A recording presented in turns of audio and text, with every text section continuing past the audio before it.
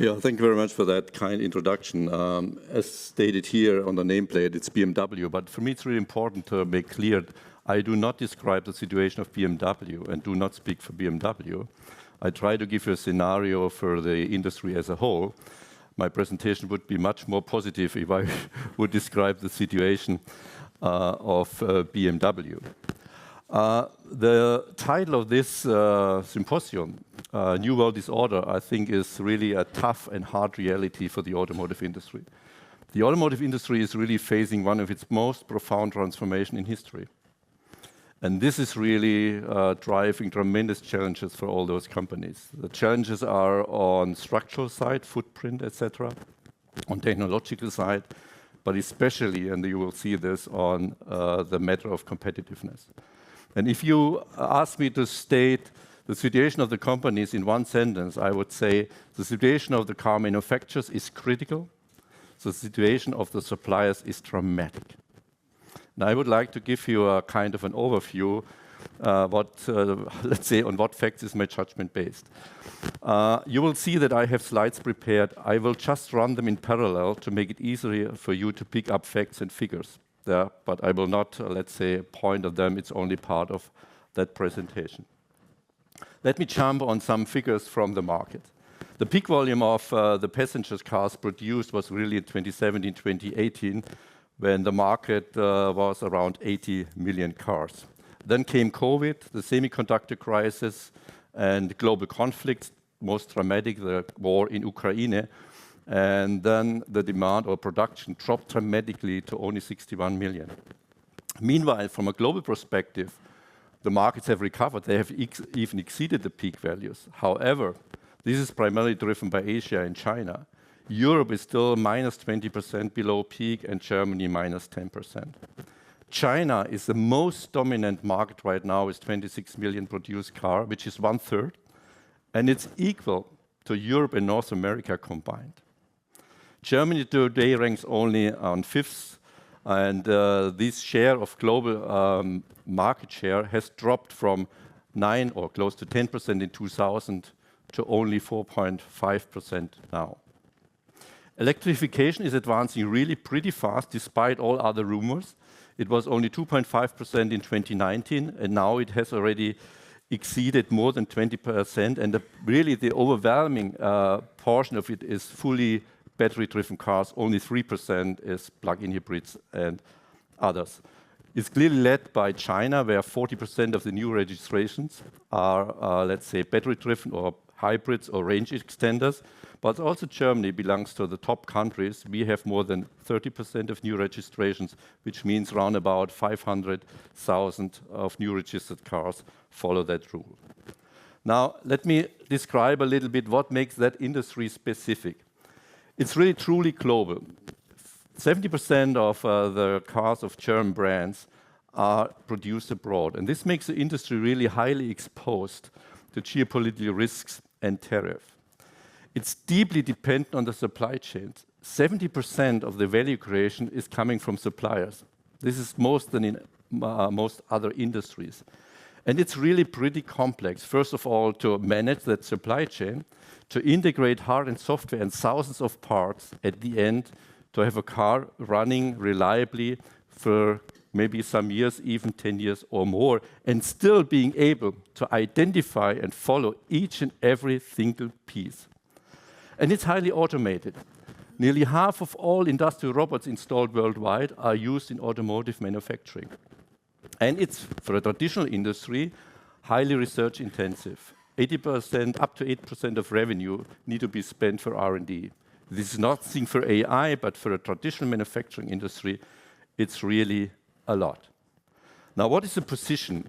Germany is still strong, particularly in the premium segment. 3/4 of the premium cars are coming from German brands. Yeah? And also, if we look on the sub-supplier, Bosch and Continental, now Armovio and ZF Friedrichshafen, belong to the top 4 suppliers in the world. So it's a real strong position. It's a leadership position. At least it was until today. But it's weakening. You see that the global share of German brands really went down by 3 to 4% in recent years. And this is primarily driven by China. In China, the share of German brands went down from 24% to only 70%. And you see a similar pictures with the sub-suppliers, where we have the same reduction of around about 4%, and the same is true. It's driven by the success of the Chinese suppliers. Their share have grown from 5% to 12% globally. Yeah. Now, what are the challenges of the German automotive industry? It's overcapacity. You know, I will come to that point. It's extremely difficult to restructure in Germany. So if you look on the capacity and the footprint, it's still very close to a historical peak level of 2017, 2019. But the volume is significantly lower, as said before, it's minus 12%, and there is no simulation which give us confidence that it will come back. The second one is an unbelievable export dependence. I think many people and political decision makers do not know that 70% of all cars produced in Germany are exported. And our export competitiveness has weakened significantly. So these 70% are not sustainable. Yeah? So the volume will be much lower going forward, and we need to adjust to that one. Then it comes electrification, and I will jump on that point.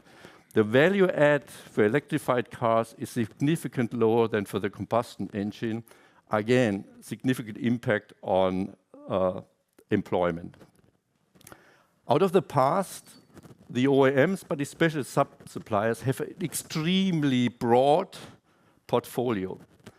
Today, the competition is so intensive and focused that sub-suppliers and OEMs need to simplify their portfolio and focus on areas where they believe they can compete going forward. And another very important element is the lack of introduction of digitalization and AI. You know, in the past, we could really carry the high wages and the comparable low amount of hours which we work per year because we gained productivity through automation. But we actually stopped. We did not continue to implement digitalization and AI in our industries. So we stopped gaining productivity, but continue to raise wages and continue to reduce the hours per week. And this is part of the disaster which we face today. And you see already what is happening. In July 24, ZF has announced a reduction of 10 to 14,000 workplaces until 2018. And just recently, Bosch has announced a reduction of another 13,000 by 2030. And if we look and collect all reductions, then there's a good estimation that in the last 2 years, 50,000 workplaces were already reduced in the automotive industry in Germany. And it should be much faster. But the problem is the following. It's extremely difficult to restructure in Germany because we still believe that the last 20 years of success continue. It's extremely expensive. So you often read figures in newspapers that, let's say, we pay packages of 250, 350,000 to an employee if we go for a restructuring plan. And the stakeholders, meaning the management and the unions, they've actually taken out closure of sites and compulsory redundancies out of the toolbox. Today, it's very often that the unions only start to be ready to negotiate if the management waives compulsory redundancy first and commit that they will not close the site. But this is not the appropriate reaction for today's reality. Because if we just reduce workforce 10 to 15,000 in an existing footprint, then we continue to carry high fixed costs, we increase the operational cost, and we spread our investments too thinly.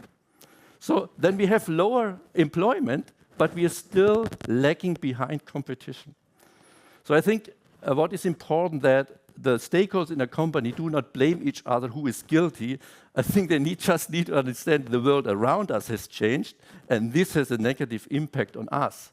And it's really necessary that we combine all our forces and strengths to understand this new reality that competition has changed completely, and that a, let's say, competitive setup is only possible if we adjust our structures, including the closure of sites, the reduction of footprint, going forward. Yeah. So luckily, we have a good opportunity because the baby boomers are going in retirement. That means if I look on, let's say, the natural aging curve, it's not too far away from the necessity of restructuring. So it would be really a missed opportunities if we do not use the retirement of the baby boomer generation to adopt our footprint to that new reality. And luckily, we also have some sectors like defense where highly skilled laborers are used. So there are opportunities to minimize the impact of those adjustments on the society. As I said, many people do not understand the competition is totally different from 10 years ago, 5 years ago. Yeah? It's really fundamentally, it's global, China and other countries. It's very intense, yeah, because as I said, we have a wide portfolio. Very often they have only one piece portfolio, so they focus everything on that one. So it's focused. I also can add the word, it's very aggressive.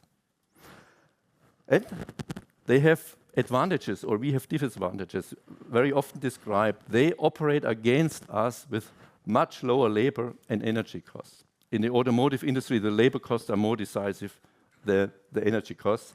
And the competitors, especially in China, they are highly capitalized by the provinces. Because there was a task by the central government to really raise that industry, and they don't care that 100 of those brands make losses today. They just compete to gain global market share. Now, our challenge is that independent of that one, our export capability did already erode significantly. Yeah? So that means these 70% which we export are in danger, and means that all the workers who work in that volume, which needs to be exported, are on risk. One area are the electricity prices. It was mentioned so often. They are double those in China, US, Mexico. But the even more important for the automotive industry are the labor costs. You know, official statistic from Bundesamt is that the Arbeitskosten pro Stunde, the labor costs, are 10% above EU average and 2 to 3 times higher than even in Eastern Europe. Another area why export volume will decrease. Companies, car manufacturers, try to become more resilient against geopolitical risk. Therefore, they go for a local strategy. So they try to avoid export. They want to make China for China, US for US, and Europe for Europe. And all these elements really will drive or will reduce the capability to export. You also see here one driver is not the wages only why our labor costs are so high. It's specifically the part of social contributions. And you see where Germany lies compared to other countries. And the result is very clear that many manufacturing or new investments are not anymore in Germany. So the slide shown yesterday by Clemens Füst, that private investments goes down, it will not go up again, at least not for the automotive industry under these circumstances. Yeah, every new investment is done in a different regions, but not Germany. And this is now the consequence. Now let's come to the consequence of electrification on employment. Battery-driven cars reduce the value creation for engine and drives roughly by a half. And this does mean also jobs will be halved for those products. There's no way out. And there are some assessments. The German Economic Institute, IW, said already that this has impacted already 50,000 jobs, and they do expect the reduction by another 90 to 100,000 jobs by 2013. And also the German Association of the Automotive Industry, VDA, estimates job losses as a consequence of electrification up to 190,000 by 2030. So we need to really adjust our footprint to these new realities. Now it was interesting when Mr. Lopez talked about resilience. Electrification is not only a shock, a structural shock for footprint and employment. It's really also a shock of the sovereignty over supply chains. Yeah? Because our decisions in order to reduce CO2 and limit the impact of climate change has consequences on the sovereignty and the resilience on supply chain. because today China is by far the #1 country in the production export of rare earths, of batteries, but even more important also on the knowledge for machinery and processes in battery manufacturing. There's a reason why Northvolt failed. And you see, 70% of rare earths are exported from China. 80% of the battery cells distributed right now are manufactured by Chinese company. And as I said, manufacturing know-how is to a large extent in Chinese hands. So, but it's not only sovereignty about the supply chain or the resilience of an industry. Yeah? Today, in a combustion engine, the resilience is mostly dependent on semiconductors, as we have seen 3 years ago. If we go that path, it's really a tremendous dependence which we create for China. It's much, much more than we had on gas in Russia. We only need to be aware of that one. But it's also a matter of cost competitiveness. The costs for the battery today depends a little bit on the size of the car, 1/4 to 1/3 of the total manufacturing costs. And that does mean that companies like a BYD, who have direct access to battery cells, or even BYD has the battery production as part of their own value chain, they have a cost advantage and they can compete on lower prices. Another area, software and AI. It's clear, also as a cost factor, but also to being able to add new functions while a car is in operation, that we go forward in a software-defined car. So many functions which are today driven by hardware components will in future driven by software solutions. And artificial intelligence will become indispensable for assistance systems and autonomous driving. And German companies here have 2 challenges. The first one is their own software capabilities. And second one is the experience of the society, which is totally different from Europe to other countries. Let me start with the first one. I think Volkswagen's experience illustrates the problem, or what I say, with software capabilities. They try to combine all their software, which they need going forward, in one unit carrier. But the task proved to be too complex, too big, and the root cause was significant cost overruns, but even more important, a significant delay in their capability to serve the market. And even their premium brands, Audi and Porsche, were unbelievably negatively affected. Now they have changed the approach and they entered into partnership differently for China and for US. BMW and Mercedes from the very beginning have chosen that path. They went into partnerships which allowed them to serve the market continuously.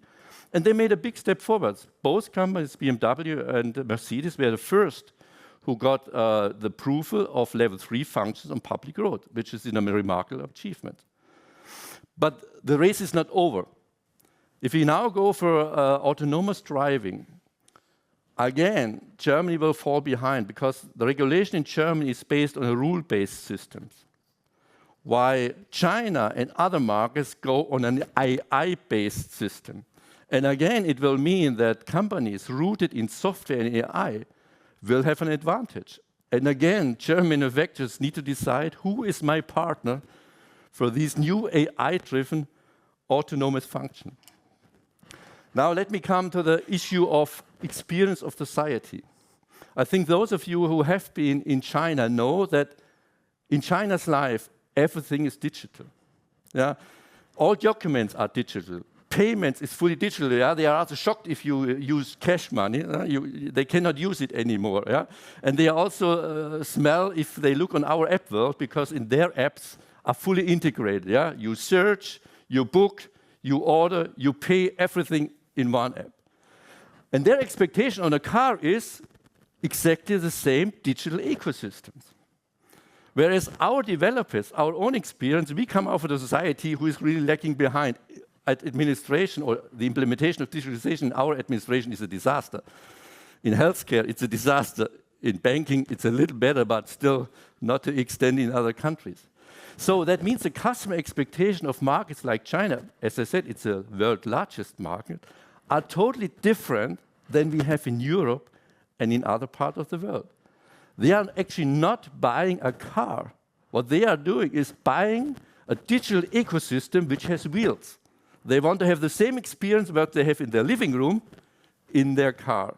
And that's another reason why they need to go for a local strategy, because only people who live in that environment will be able to develop a system which, let's say, will fulfill customers' expectations. Now, some action fields. First, for the industry. I think it's urgently needed that we do not sacrifice our profit and cash flow by continuing to run volume. We will never earn money.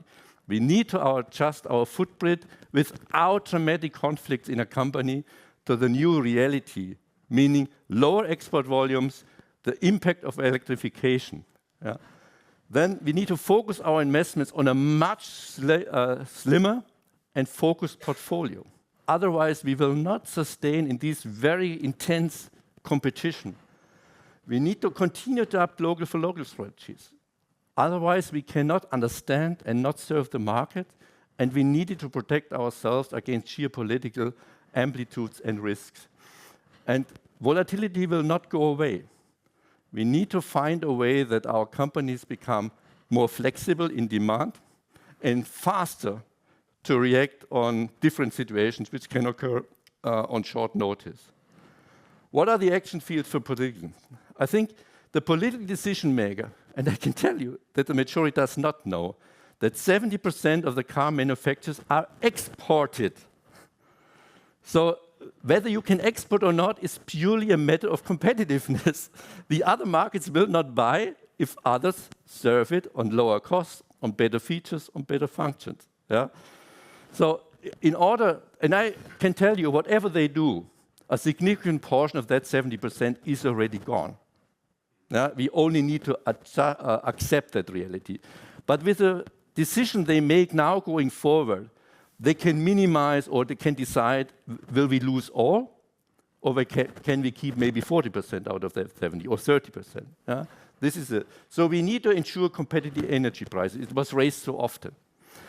But for automotive industry, what is even more important are the labor costs. The impact of labor cost to energy cost is 4 to 5 times.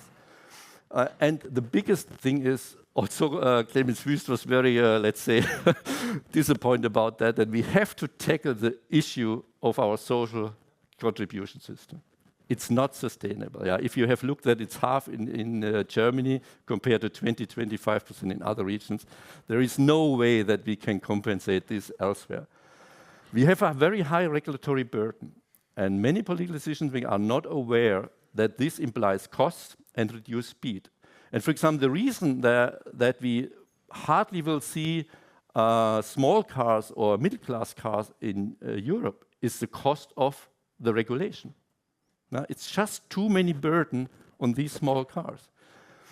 They need to balance the electrification goals, meaning that we go for battery-driven cars, with the impact on employment and safety risk.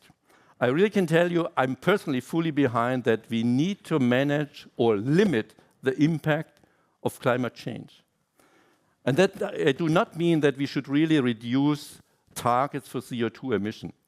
But for example, what is not very advised that we purely go on tailpipe emission.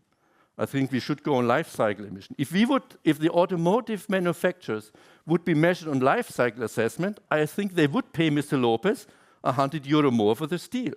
Today, the automotive industry has absolutely no incentive, not even a reward, to pay more for green steel because all their success is measured on tailpipe. So we should really go for a life cycle CO2 emission. So what I'm saying is we can still continue to reduce CO2, but we should be technology open. Yeah? Maybe we can change in 2030, 32, but not now, because then, let's say, all these technologies will go away. And also as a matter of resilience to China, I do believe technological openness leave Europe and Germany much more options to become more resilient and to have more options if the geopolitical situation with China would change going forward. So those are my contributions. So I promote technological openness, but it's important for me to understand it does not mean that we do not have aggressive CO2 reduction targets. I think BMW has really shown that both is possible. Yeah? They have achieved so far all the European milestones and still have all 3 technologies and still are one of the manufacturers who have the highest share of battery electric vehicles. So it's not a contradiction, it's more, I'd say, a way going forward which leaves more options. And we have also seen that one of the reasons why many suppliers are right now in deep trouble is that they have heavily overinvestment in electric drives, in electric engines, and now the volume is not coming. Depreciation is running, which brings them in deep trouble, and that's the reason why I said the situation is dramatic. Thank you very much. Yeah, thank you also for inviting me and giving me the opportunity to present a few of my thoughts. And whether this is going to be a deep dive or a shallow dive, I think depends on your taste. I'm a chemist, and I think the title suggests that I know where we will go, and I'm not a fortune teller, nor I would say an economic visionary. So I think I rather prefer to go to really some details, and I think with that, I would like to go first a bit into the past of batteries, its presence, and then the question, of course, where will it probably go? In fact, I think if you dive in a bit more, you would see, I think the number of true options is not vast, I think, but of course has a lot to do with cost and industrialization, upscaling. And as I'm a chemist, I must really admit I learned during the last years a lot about the role of engineering, and really, I would say, the important role of engineering compared to just chemistry and material science. So, who will construct the battery of the future? I think that was the title in the Spiegel online 6 years ago, and the answer is quite simple: electrochemistry. But it's the crisp bread of the sciences, hard, dry, not glamorous. So welcome to my life, to my everyday professional life. I'm working on the crisp bread of the sciences. But of course, what is important, I think, is that electrochemistry, of course, overarching many fields in chemistry and in engineering, I think electrochemistry really connects the electrified energy grid of the future with chemistry in the materials world. So I think it's essential in many respects. And also hydrogen is today, of course, being produced electrochemically out of splitting water. So electrochemistry as such is quite relevant. It started, the battery as such, and electrochemical energy storage, of course, started in Italy with 2 Italian scientists. But I think I will make that rather short, saying that we have, in principle, 3 waves of batteries historically. The first wave was around 1900, 1910, where the first cars were driving around. I think in the US we had about 40,000 cars, electric cars, and we were electrified cars before we were really running combustion engines in cars. And what you see here is with the Detroit electric car. There's even pictures where you see that this car was connected to houses and to bidirectionally connecting the energy consumption in the house of your car. So that's a pretty old idea to do that, and still, I would say, not managed today due to regulations. I think at that time, of course, everything was much less than today, 32 kilometers per hour. Energy consumption was much less than we have today with our cars. So I would say today probably we still need, with reasonable cars, 20 kilowatt hours per 100 kilometer, I would say, so roughly speaking. But it was all there. It was the lead-acid battery. And then why did it come to an end? Quite simple. In principle, electric mobility was considered to be better, but then, of course, the driving range with the combustion engine was more, and the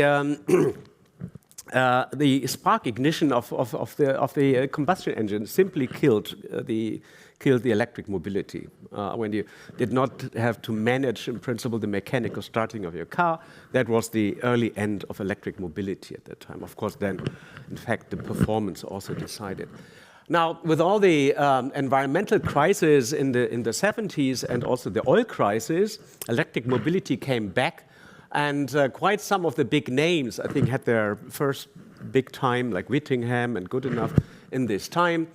So in the 60s and 70s, I would say major advances in batteries were made. The field was really widened. Solid-state avionics, so solid electrochemistry came up, and you see here, almost every big company had their own battery development and electric car development department.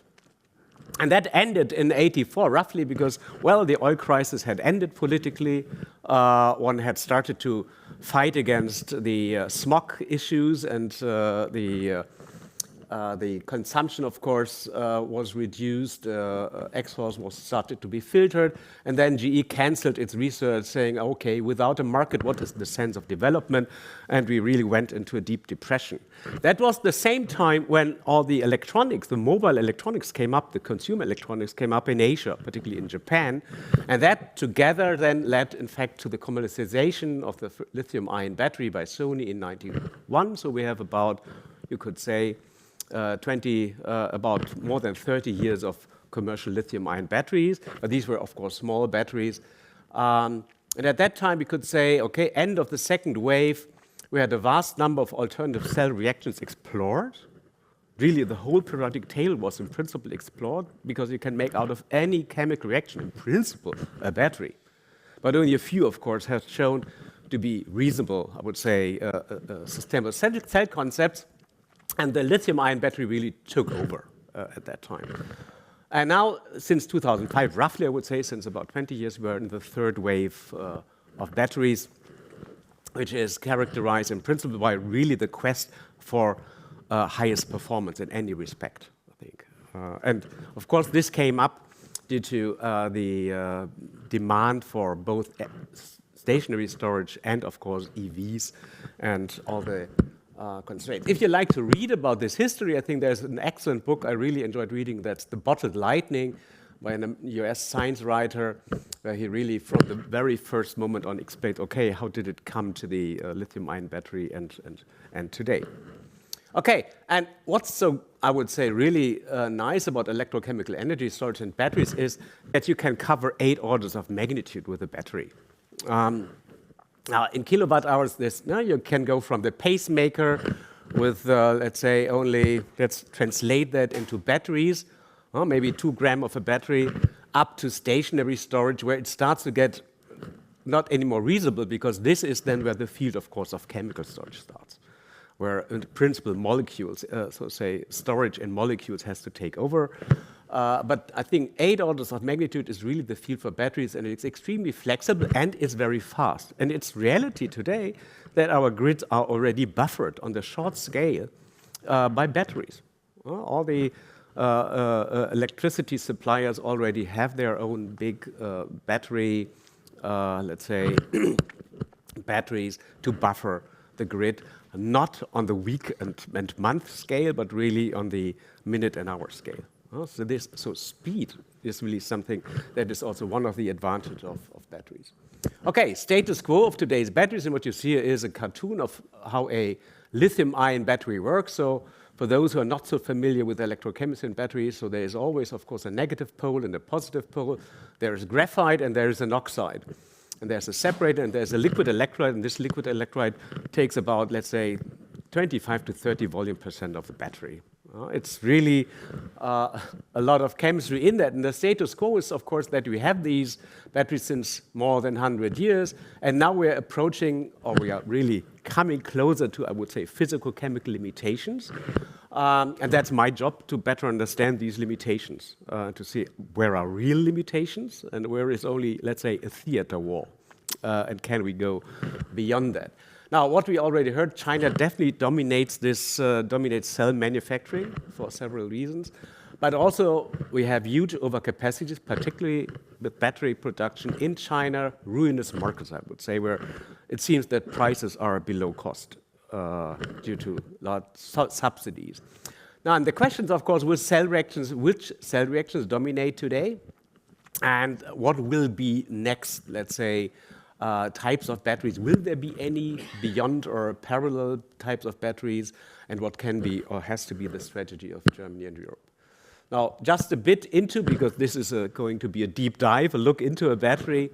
So there's lots of different materials in there. So the supply chain of a battery is rather complex. And you have to secure quite a number of different raw materials and, I would say, components to construct the good batteries, from the metals for the current collectors to the negative electrode, or natural graphite is mostly being used, that again primarily comes from China, where you have in the cathode and the positive electrode nickel, cobalt, in the so-called NCM materials or iron in the LFP, which is, of course, then considered to be much more sustainable. But there's phosphorus in it, and phosphorus is another, I would say, resource that comes from, I would say, limited regions in the world. And that's why, for example, Morocco currently is really shooting up as a country, and where particularly Chinese companies, of course, are really, really deep in the country already to try to secure future supplies.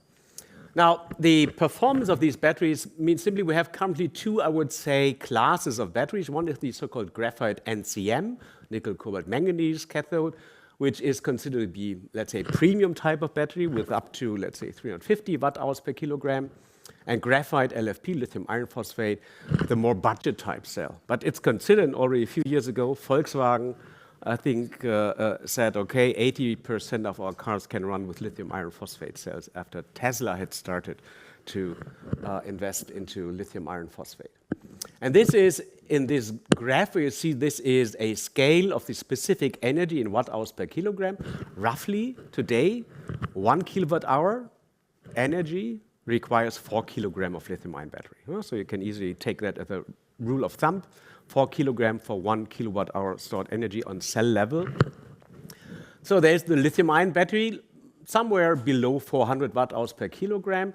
And today the landscape is that the sodium-ion battery, where simply lithium is being replaced by lithium, and sodium, of course, is much, much more abundant than lithium. But it's also, as we will see in a second, that there is other advantages of sodium. So this is, I would say, you may coming up at the lower end of the lithium-ion battery when it comes to storage capacity. And the solid-state battery seems to be here more at the, let's say, premium end of premium lithium-ion batteries. And the question is, can we achieve really much more specific energy if we go to solid-state constants? I briefly will explain what that means. So at this point, I would say as an intermediate, I would say, summary, first of all, lithium-ion batteries will rarely be replaced because I think their performance really is excellent, and they are really high-performance chemistry already today. The lifetime of a battery typically is longer than the lifetime of your car. And so if you have a good battery management system. Sodium-ion batteries may take over part of the low-end market, but it depends on the cost of the lithium-ion battery. And today, I would say, China itself is deciding whether that will take place. Solid-state batteries may enable still higher performance than lithium-ion batteries. Let's look at that. So chemistry and material science enable these technology options. But what decides at the end, of course, about what will be successful is process and production engineering. I think this is really decisive for the commercial success. And there's really a valley of death, and that's what we see, particularly in Europe with Northvolt and others, a valley of death of upscaling and cost-effective production with low scrap rate. I had to learn myself that really one of the key issues is really reducing scrap. So if Northvolt, if you look to the news, has 50% of scrap rate, which has to go into recycling then, of course, early on. CATL, the biggest world producer of cells, has a scrap rate of probably below 2%. So this is, of course, decisive. So I think Germany has early on revived research, but the value of death for production was probably underestimated. China has simply years of more experience. That's why they are ahead. They simply started early into production and large-scale production and large-scale machinery. We have a well-established research landscape in Europe, France particularly, in Germany, UK, but I again like to emphasize we have to pass through this valley of death. This will be decisive on the path to an, I would say, on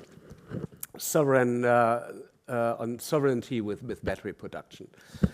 Focus on specific technology is probably unhealthy. I think that has often proven to be not healthy, so I'm probably rather critical about that, to focus on one type of cell or so. And whether a focus on local content may be a solution, I think is something that's probably as a chemist cannot really decide. So let's go briefly to the future at the end of batteries, and maybe just go back.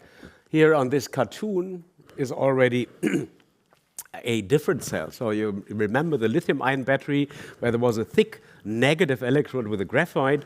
A future solid-state battery hopefully enables us that we don't need any more graphite here, but just can plate on a solid ceramic separator lithium metal as a thin layer, which would replace an almost 100-micron thick graphite layer by a very thin metal layer. But that requires also homogeneous plating and stripping of metal, which still today, I would say, is not really being met. It is one of the major research targets today. So the sodium-ion battery, which I would say is not anymore too much future, but it's already present because the Chinese produce these batteries, not really on a large scale, but they have started production. It's actually the same as the lithium-ion battery. There's hard carbon replacing graphite. And one of the major advantages is there is a cathode material concept that lives without cobalt. So you can get rid of cobalt, but you may need nickel, which I think if the sodium-ion battery really succeeds, the nickel price probably will become more important than it is already today. And there's other concepts which probably will not at the end really be decisive. However, of course, the performance on the specific energy for this type of battery is probably quite, I would say, even on the intermediate range, below the LFP cell. But, well, years ago, people would have thought, no, well, if the LFP cell is not powerful enough, well, let's go for the NCM cell, and that was wrong. So I would not, I would say this all, at the end, can all depend on the construction of the battery pack. What you see is the cost perspective, which is not my field of work, quite briefly from a quite new report, quite new paper, I think, from Stanford. We see the LFP technology today, 2040, so we are already far below $100 per kilowatt hour of storage, and we are already here quite flat, so there will be further cost reduction to about $50 per kilowatt hour, which is very, very low already. I think years ago there was the target of $100 per kilowatt hour. And the sodium-ion battery here you see is projected, so today it's still more expensive, but I think it's projected that it will be lower than the LFP technology. But that depends very much probably by China and the advantages there. Maybe one comment, we live in a chemically divided world. That's interesting. If you see what is done in China and in Europe and the West, you see here the blue means the NCM materials containing nickel and cobalt, and the green means lithium iron phosphate. So China relies already fully, more or less, on lithium iron phosphate cells. We have a chemically divided world. That's really quite interesting. We rely on that more premium-based batteries still, or invest in that and hope for that. China is looking for, I would say, a cheaper solution. Yeah, and on the final slide, so I know the time is almost coming to the end, just a few slides, not 2 or 3 slides on the solid-state battery. This is the limit. There's a timeline, the limit for specific energy of the lithium-ion battery as it was. And then this can only be passed if one really goes towards a lithium metal electrode, getting rid of the graphite electrode. So really reducing the volume and the weight of your battery considerably. And this can only be achieved by lithium metal. That has been shown by Chinese again a few years ago, but these data here achieve energy density, but they can't be cycled, only 2 or 3 cycles. So this is not a very practical cell. And cycling metal really means we have to solidify the cell, and that's what many companies worldwide are pursuing. Many companies worldwide really go into the, let's say, quest for the solid-state batteries, hoping that metal anodes can really be operated. You get rid of graphite. And that means from the classical lithium-ion battery with 30% liquid, going really to a dry battery where lithium metal hopefully can be cycled. There's lots of concepts in between that you may also call solid-state batteries, which are anyhow something in between. Maybe that's more for discussion. Let me come to the end. What else is there beyond or parallel to lithium-ion batteries? There's, of course, the periodic table is huge, other opportunities, but honestly, I think if lithium and sodium-ion batteries operate well and can be brought to their limits, I think we have all the options at hand. There may be other opportunities for other niches or other applications, I would say high temperatures, high pressure, whatever. And these are subjects for long-term research. And my, I would say, thoughts at this final point is, I think looking into Europe and Germany, I think waiting with action for the next generation was and is terribly wrong. I can remember the last 10, 20 years, there was always somebody saying, okay, let's wait for the next generation, which is better, and then we invest into production. That was completely wrong. You need the experience from former generations of cells to really be successful with the next generation. So we don't have the experience. We need better integration of research along the TRLs so that already a chemist knows about the role of scrap and precision. I think we simply, if we like to have a battery industry and a cell industry, we have to pass through this, let's say, valley of death, the upscaling quest, and that needs full support. If companies go that way, I think somehow they need support, however that can be done. In parallel, we have to secure the supply chain of materials, what China is, of course, doing in parallel.